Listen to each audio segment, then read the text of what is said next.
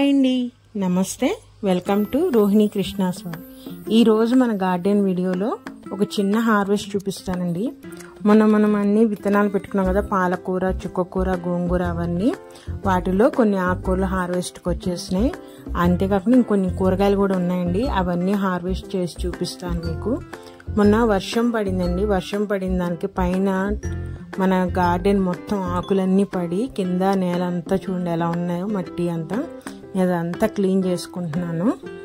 ఇదంతా క్లీన్ చేసేసి మనం హార్వెస్ట్ స్టార్ట్ చేద్దామని. ఇవన్నీ ఊడిపోతే ఇవన్నీ పైపుకి అక్కడ అడ్డుపడిపోయి వాటర్ నిలబడిపోయిందండి. మళ్ళీ మన స్లాబ్ అంతా పాడైపోతుంది కాబట్టి ఎప్పటికప్పుడు మొత్తం క్లీన్ చేసుకుంటానే ఉండాలి. ఇదంతా మునగ చెట్టుదండి. ఇదంతా పడి చూడండి ఎట్లా ఉందో. నేను ఇదంతా ఊడ్చిన తర్వాత వచ్చిన ఇది కూడా పాడు చేయనండి. మొత్తం మళ్ళీ అవే కుండీల్లో వేసేస్తాను. ఇవే కంపోస్ట్గా అయిపోతూ ఉంటాయి.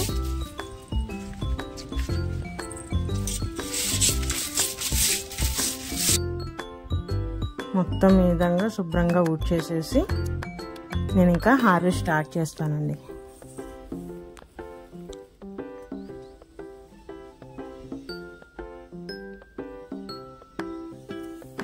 వర్షం పడగానే మొత్తం చెప్పాను కదా, రైన్ లిల్లీ అని చెప్పాను కదా, మొత్తం చూడండి ఎలా వచ్చేసినాయి. భలే పూసినాయండి.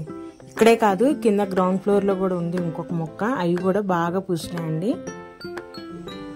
మనం ఎన్ని ఎరువులు ఇచ్చినా ఏమి ఇచ్చినా పూలు పూయవండి. వర్షం పడగానే మటుకి పూలు పూసేస్తాయి రైన్ లిల్లీ అనేది. ఇదిగోండి పాలకూర వేసాం కదా ఈ టబ్బులో. మొత్తము ఆకులు ఎక్కువ రోజైనా ఇంకా వర్షాకాలంలో ఆకు పురుగు కంపల్సరీగా వస్తుందండి. ఆకు తినేస్తూ ఉంటుంది. ఈ పాలకూరతో పాటు ఇంకా తోటకూర, గంగవెల్లి కూర కూడా వచ్చేసింది. మనం ఇప్పుడు పాలకూర హార్వెస్ట్ చేసేద్దాము. మనం హార్వెస్ట్ ఏం లేదండి, మొత్తం ఆకులు వరకు మనం కట్ చేసుకుంటా ఉంటే మళ్ళీ ఆకుకూర వస్తూ ఉంటుందండి. పాలకూర కూడా మొత్తం తీయనవసరం లేదు. ఆకుకూరలు ఏవైనా సరే ఒకేసారి కాదండి, మనం 4-5 సార్లు ఉపయోగించుకోవచ్చు ఒక్కసారి విత్తనాలు కనుక వేసుకుంటే. చూసారా, నేను వీడియోలో చూపిస్తున్న విధంగా అట్లా ఆ విధంగా కట్ చేసేసుకుంటే, కట్ చేసుకొని మళ్ళీ కొంచెం ఎరువు ఇచ్చేస్తే మళ్ళీ మనకి ఒక వారం 10 రోజులకి మళ్ళీ మొత్తం పాలకూర పెరిగిపోద్దండి. నేను ఆల్రెడీ పెట్టుకునేటప్పుడే దీంట్లో అంతా ఎరువు కలిపి పెట్టాను కాబట్టి ఇప్పుడు మళ్ళీ ఇంకా ఏమి వేయను. ఇదిగోండి ఇంకొక టబ్బు చూడండి, పాలకూర ఆకు ఎంత పెద్దగా వచ్చిందో అసలు.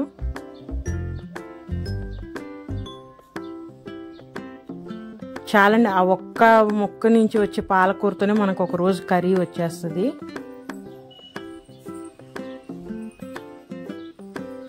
ఈ విధంగా వీడియోలో చూపిస్తున్న విధంగా ఆకు వరకు కట్ చేసుకుంటే మళ్ళీ చిన్న ఆకులు ఉన్నాయి కదండి, అవన్నీ పెరుగుతా వచ్చేస్తాయి.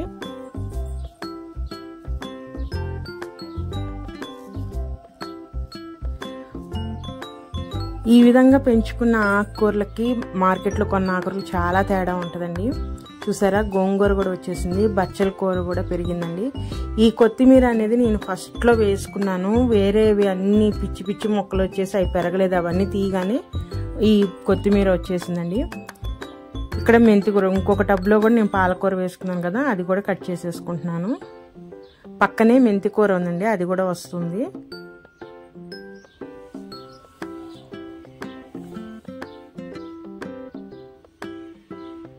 ఈ విధంగా నేను ఒక 5-6 టబ్బుల్లో వేసుకున్నానండి పాలకూర.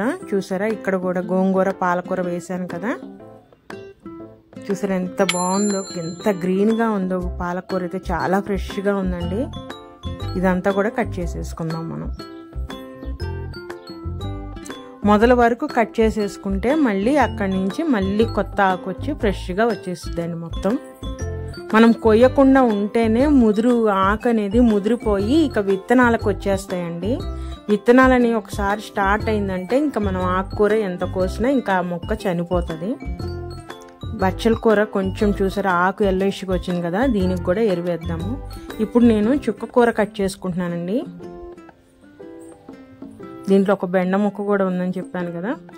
మనము చుక్కకూరను కూడా సేమ్ ఇదే ఇందాక నేను చెప్పిన విధంగానే ఆకులు వరకు కట్ చేసేసుకోవాలి. మొక్క మొత్తం పీకేయకూడదండి. మనము ఈ విధంగా కట్ చేసుకుంటా ఉంటే మనకు ఒక 5-6 సార్లు వరకు వస్తూనే ఉంటుంది చుక్కకూర అనేది. సేమ్ అండి, ఏ ఆకుకూర అయినా సరే మనము గింజలు స్టార్ట్ అవ్వకముందే కోసేసుకుంటా ఉంటే ఆకు అనేది మళ్ళీ కొత్తగా వస్తూ లేతగా ఉంటుంది. ఆకు ఎప్పుడైతే ముదిరిందో ఇంకా గింజలు స్టార్ట్ అయిపోతాయండి. గింజలు స్టార్ట్ అయిపోయిన తర్వాత ఇంకా మనకి చెట్టు అనేది ఇంకా పనికిరాదు, ఇంకా తీసేయాల్సి వస్తుంది అన్నమాట. అందుకని ఎప్పటికప్పుడు మనము ఆకు కట్ చేయాలి. పుదీనా కూడా అంతేనండి, ఎప్పటికప్పుడు కట్ చేస్తుంటేనే అది మళ్ళీ ఫ్రెష్గా వచ్చి చెట్టు అనేది పెరుగుతూ ఉంటుంది. లేదంటే ఇంకా మొక్క చచ్చిపోతుందండి. ముదిరిపోయింది ఆకు, ఇంకా మనకు మొక్క బతకదు, చనిపోతుంది. కాబట్టి మనం ఎప్పటికప్పుడు కట్ చేసుకోవాలి. చూడండి, ఇక్కడ దీని పక్కనే దొండపాదు ఉంది కదా, దొండకాయలు కూడా ఉన్నాయి, కొన్ని కోసేద్దాం. ఈరోజు కొంచెం తక్కువే వస్తాయండి, నేను మొన్నే కోసేసుకొని వెళ్ళాను. ఇప్పుడు ఉన్న వరకు కోస్తాను. పచ్చిమిర్చి చూసాను నేను, కొన్ని కాయలు ఇలా విత్తనాలకైతే ఇట్లా వదిలేస్తే మనం విత్తనాలు రెడీ అయిపోతున్నాయి. అవే ఎండబెట్టేసుకుంటే మనకు విత్తనాలు రెడీ. నేను కొన్ని పండుమిరపకాయల కోసం కొన్ని కాయలు కూడా వదిలేస్తాను అలా. పచ్చిమిరపకాయలు పండినవి కూడా పచ్చడికి చాలా బాగుంటాయండి.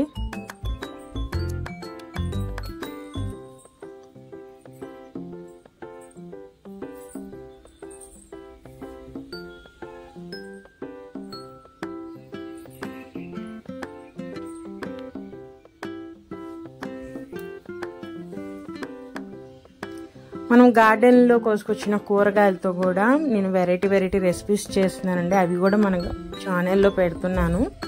మొన్నే బచ్చల కూర పెట్టాను కదా, ఈసారి మరొక మంచి వెరైటీ కర్రీ మీకు చూపిస్తాను. ఇవి గ్రీన్ కలర్ పచ్చిమిరపకాయలు చాలా ఘాటు ఉంటాయి కదా. చూడండి, చిన్న చెట్టుకి ఎన్ని కాయలు ఉన్నాయో. నేను ఇవి కూడా కోసుకున్నాను, నాకు ఎన్ని కావాలో అన్నీ కోస్తున్నానండి, మిగతా అన్నీ ఉంచేస్తున్నాను. పచ్చిమిరపకాయ అన్నది కూడా ముదరాలండి, ముదిరితేనే దాంట్లో ఘాటు అనేది బయటకు వస్తుంది. మనం లేత అప్పుడే కోసుకుంటే కనుక పచ్చిమిరపకాయలు ఏ టేస్ట్ ఉండదండి అసలు. కొంచెం ముదరాలి పచ్చిమిరపకాయలు.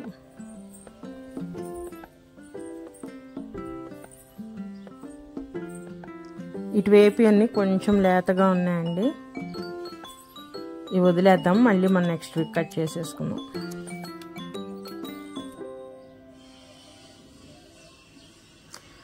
ములక్కాయ పడిందన్నాను కదండి, పిండి ఒకటి అది వచ్చేసిందండి, హార్వెస్ట్కి రెడీ అయిపోయింది ములక్కాయ. మనం కట్ చేసేసుకుందాం మునక్కాయ కూడా.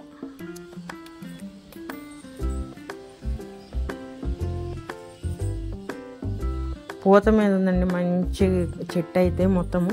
ఈ వర్షానికి పూత మొత్తం రాలిపోతుంది, కానీ ఏం చేయలేం కదా మనము. ఈ వంకాయలు కూడా ఉన్నాయి, వంకాయలు కూడా కోసేస్తున్నాను.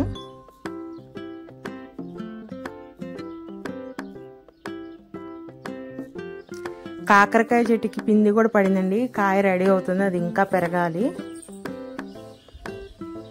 నేను ఇంకా 2 టబ్బుల్లో ఉన్నాయని చెప్పాను కదా కాకరకాయ ముక్కలు, వాటికి కూడా తీగ కట్టి పందిరికి కట్టేశానండి.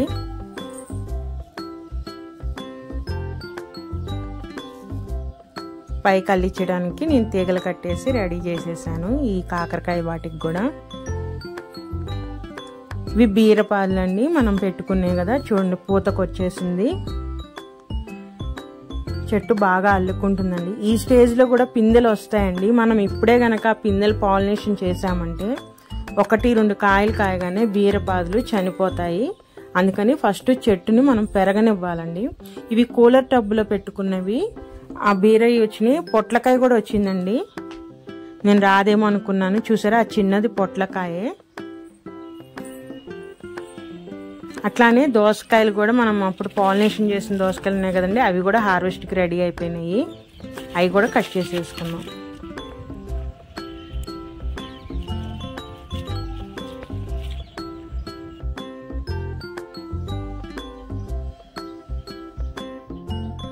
ఇంకా ఆగస్ట్ మంత్ వచ్చేసింది కాబట్టి నేను ఇంకా చిక్కుడు గింజలు కూడా పెట్టేసుకుంటానండి. అలానే క్యాబేజీ, కాలీఫ్లవర్ ముక్కలు కూడా నేను పెట్టేస్తాను. నెక్స్ట్ వీడియోలో మీకు చూపిస్తాను అవి.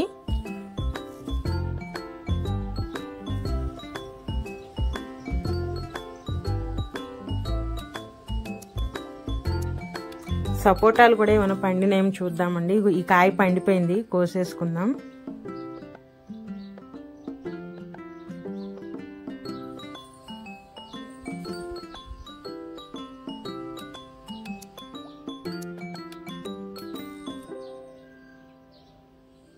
ఇంకా చెట్టు నిండా ఉన్నాయండి కాయలు, కానీ ఇంకా పండలేదు. ఇంకో కాయ కూడా పండిందండి, ఇది కూడా కోసేద్దాం. అలా పట్టుకుంటే చాలండి, ఊడిపోతుంది. కాయ కనుక పండితే పట్టుకోగానే ఊడి చేతిలో పడిపోతుంది.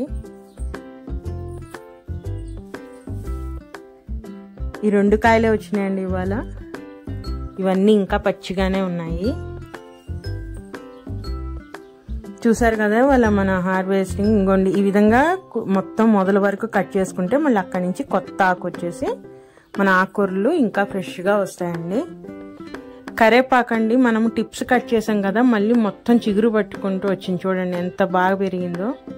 నేను ఒకసారి కింద చూసుకొని లేకపోతే మళ్ళీ వచ్చి కట్ చేస్తాను. మన గార్డెన్లో కూరగాయలు ఆకుకూరలే కదండి, పూలు కూడా ఉన్నాయి. విరజాజి మొక్కకు చూడండి ఎన్ని పూలు వచ్చినాయో.